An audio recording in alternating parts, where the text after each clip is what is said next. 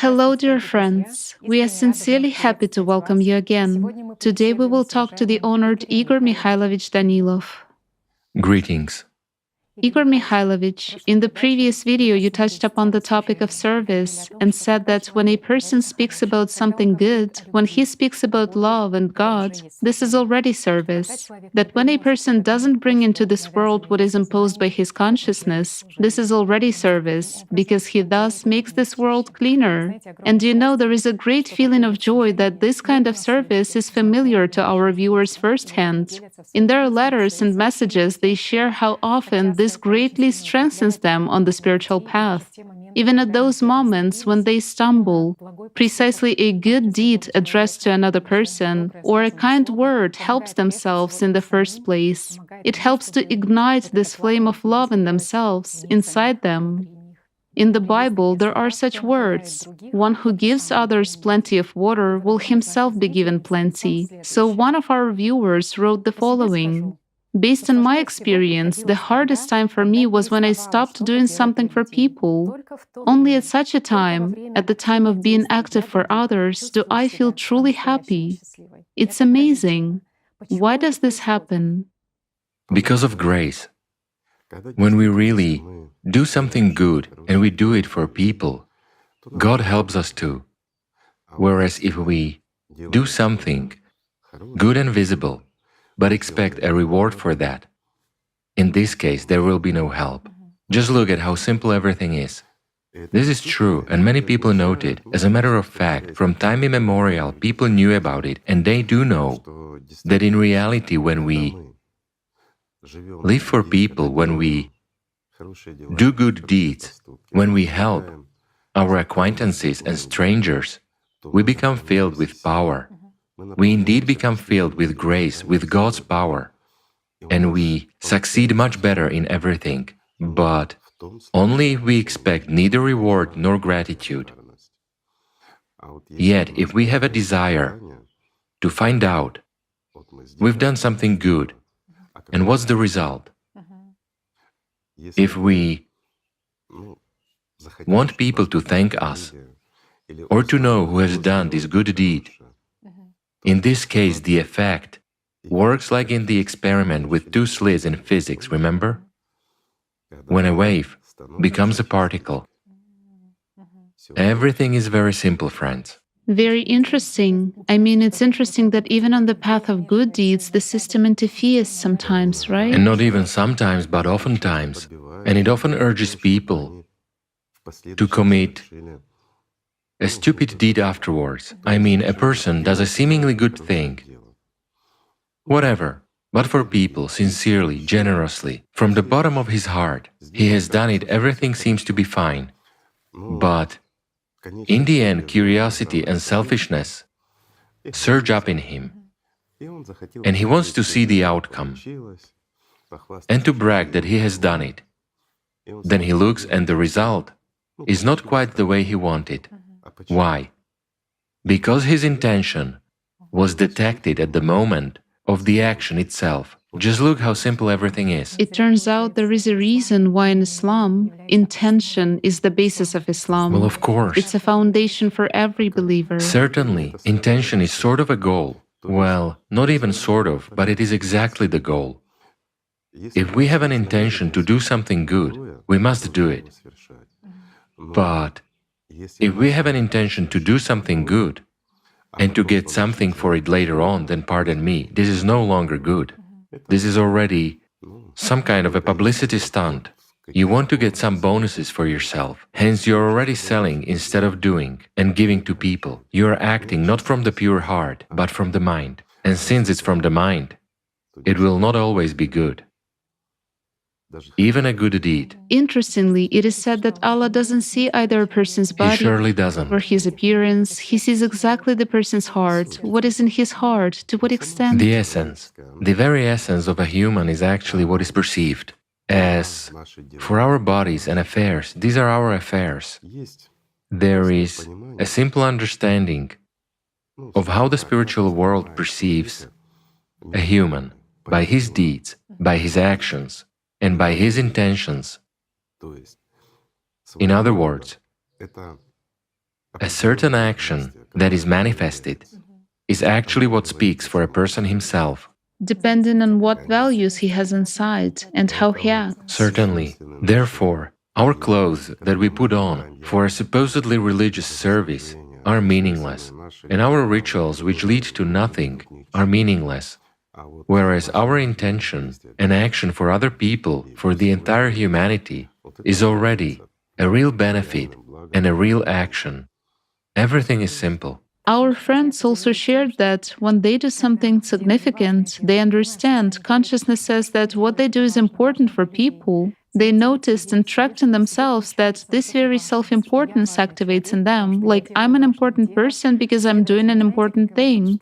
Consequently, as it is said, if you want to do something well, do it yourself, or you know better how to act. Thus, they track that a sort of authoritarianism or totalitarianism comes into play.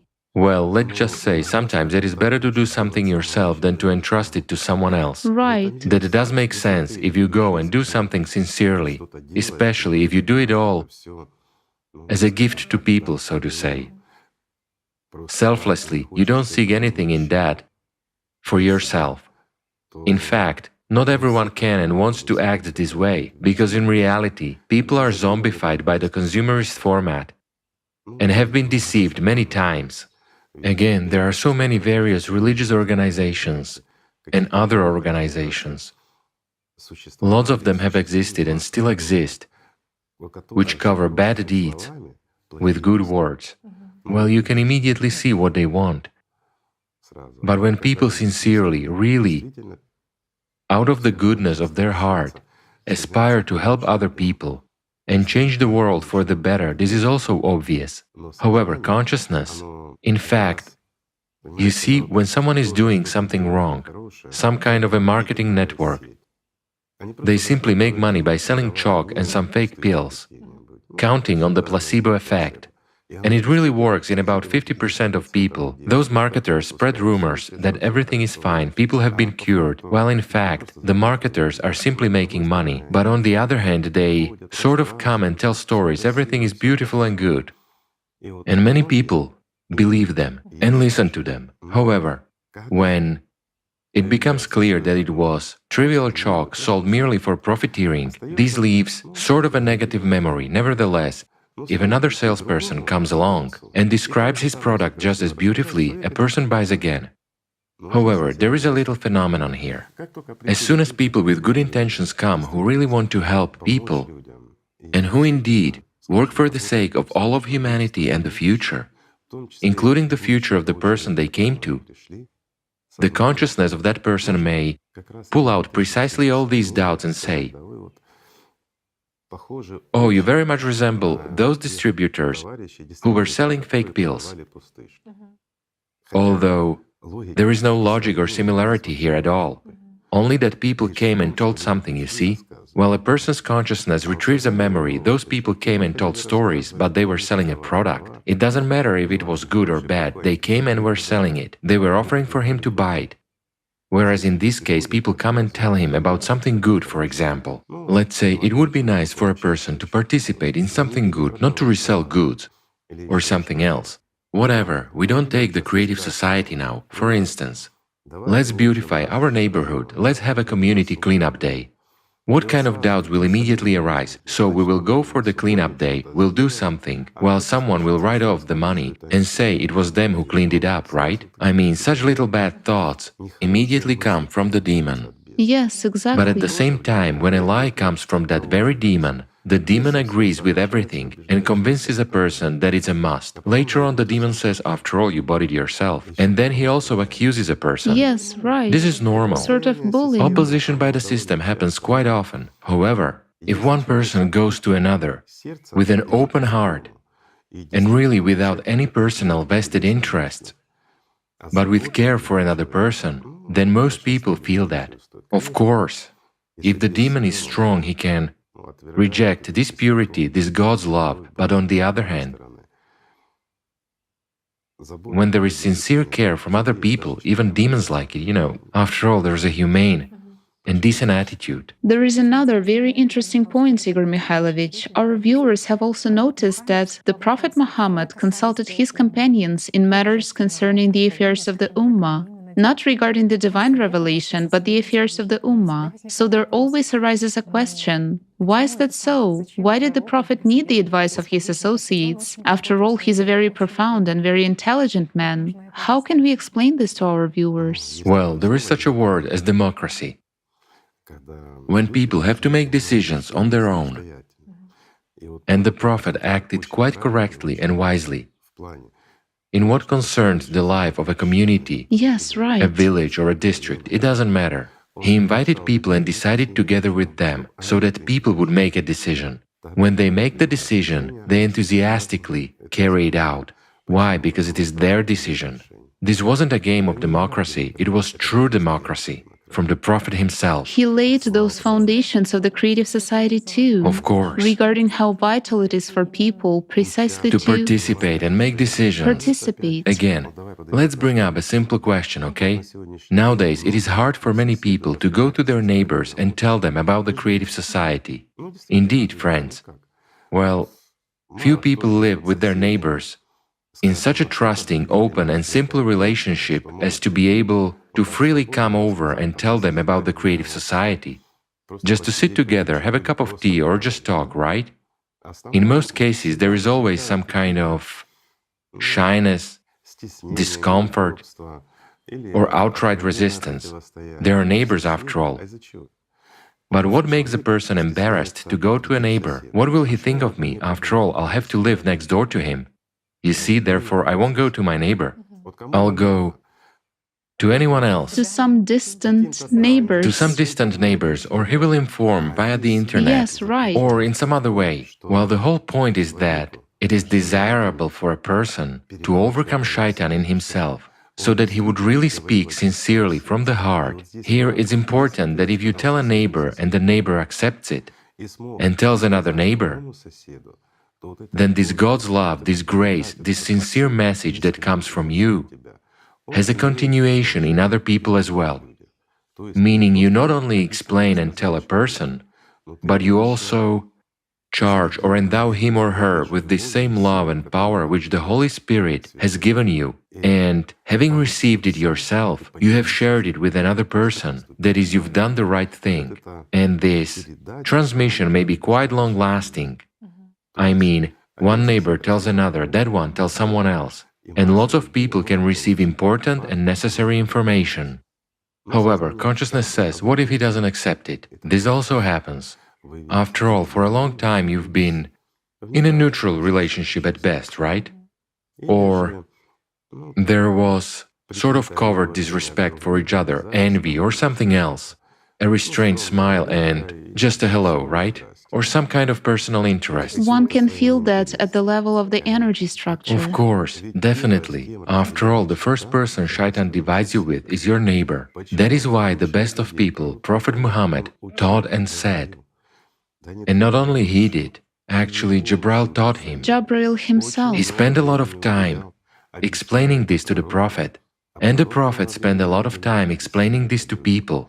That the first ones with whom you should live most amicably and understand each other perfectly are your neighbors. Because neighbors are extremely important, they are people close to you, not in the sense of… Even during the last Hajj, the Prophet spoke about this. Of course. That's how important it is. He stressed the importance and high status of a neighbor at every opportunity. The importance of a neighbor. Yes, right. Right. Also, the Prophet talked about treating them with respect. Indeed, you mentioned high status. A person should regard his neighbor as a person of high status, even if, excuse me, he is worthless morally, even if he abuses alcohol, behaves badly, yet he is above all a human being, and you can help him as well. Again, look, the information about the creative society is aimed not only at saving this very neighbor, but also at saving his family and friends after all. This should be important to any person. But why are there people who do not understand, I'll put it this way, because they haven't delved into that and haven't studied it. They perceived or heard it from a wrong angle for the first time. They formed a false understanding, or just out of meanness, they immediately start rejecting it. I won't even read it, I won't watch it, even though this creative society is actually aimed at saving his life and the lives of his family and friends.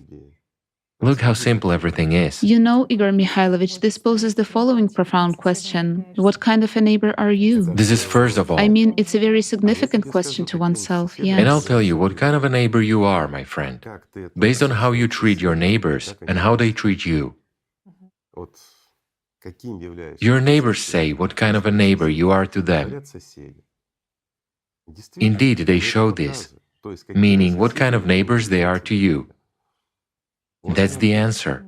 If your neighbors are people whom you greet and smile at when you don't want to, then they respond to you in the same way, right? Interesting. In particular, this is very important at the stage of informing about the creative society too. Do you know why the Prophet Muhammad, the best of people, also said that? Why he said that you should take care of your neighbors and be a good neighbor? Because these are the first people who can come to your aid.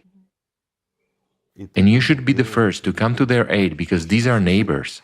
And by his live example, he showed this and told about it, right? It turns out that all the time, by his life example, he showed how important that power of connecting people is. His whole life was an example for people. Sure, he dedicated his whole life to teaching people how to live properly and what a human should be like. There is an interesting hadith which describes that once the Prophet Muhammad said that whoever joins up a row, he will be joined to Allah. Right. And whoever cuts off a row, he will be cut off from Allah. And this is interesting. It was said there that Muslims should stand shoulder to shoulder with their brothers so that there are no gaps between them. Well, they actually stand this way during namaz. Right. But only during namaz, unfortunately. While in reality, his dream was an image of Muslims standing shoulder to shoulder with each other when they respect each other, love each other, take care of one another, and that Muslims should be all over the world. That is, these are people who love God all over the world. After all, in reality, Muslims are people who are faithful to God and love Him. This is how it should be. And this is how the Prophet himself taught and what he spoke about. But everything has changed. And that you are not a believer if your neighbor is not secure from your harm, in fact. Of course. Yes. This is... Well, how is that? You love God, but you don't respect your neighbor. If you do something bad to your neighbor, how can you love God? It means if you do a bad thing to a close person living next to you, then what can be said about distant ones? It means you don't respect the distant ones at all. If you don't respect people, you don't respect the Creator, the one who created them. Everything is very simple. But if you respect people and take care of them, yes, you can't take care of the whole street, for example, but you are obliged to live in normal relations with your neighbors and understand them. Even if they are mean, if they are somewhat evil, you need to understand why they are evil. There are no evil people, in fact. There are sociopaths, maniacs, but there's a sporadic, impermanent state. And sometimes it doesn't even depend on them. Those are precisely third forces, demons, and so on. Those who manipulate them. As for the people who are exposed to these attacks, they themselves suffer, even more than their victims. Well, that's really the case. Who is the first victim? The carrier of this demon, because he suffers the most. And it is at this carrier, at his image, that all of people's hatred and everything else is directed. Isn't it so? It is. And just look, no one hates, for example, if a person is hated, no one hates his demon, his consciousness for being that way. But all of the people's hatred is directed at the image of the person himself. So it goes through his image to personality, while the demon is always in the background. This is really so. So it turns out that this advice to really treat your close person with respect and love, to treat that very neighbor of yours with love, actually, and above all, means to To treat treat God God with with love. love. Right, while strengthening yourself, first of all. That's first of all, yes, I'll put it this way. If you treat your neighbor and your close person with love, it means that you treat God with love. But if you do not treat people around you with love, then how can you say that you love God? Then your love has already turned into self admiration, yes. 100%. Then you live like an ordinary wall mirror. You reflect yourself and are happy with that. Well, this is really so. And all your living space is reduced to zero. The world is full of people, and people are the same as we are. They have the right to life. They have the right to joy, and most importantly, they have the right to spiritual salvation. And a whole lot depends on us, on each of us. If, for example, we familiarized our neighbors with the Creative Society project, they understood it and familiarized their neighbors, one person can raise such a wave that will cover the whole world and very quickly. It's easy. The main thing is to defeat that in yourself. Of course. Do you know who to defeat in yourself? Shaitan. Shaitan. That is, it's important to step over shaitan in order for a wide road to open for you, my friend. So everything is simple. The main thing is love. Don't be afraid to love. Don't be afraid to love God. Don't be afraid to love your family and friends. And don't be afraid to love people around you. And when you bring the truth to other people, even in an informational format, when you talk about things that can improve their lives, even more so save their lives, and even more so give them life, then what is there to be ashamed of, tell me, or who to be ashamed of? Demons in their heads that torment and belittle them, that deprive them of life, independence, and their right to choose. Who to be ashamed of and who to be afraid of? After all, everything is simple. We are all human beings. And God is one. And the truth is one. And each of us feels it. That's the point. While the truth is God's love. So friends, let's simply love each other. Thank you. Thank you very much. Thank you, friends. Peace be with you. And God's love.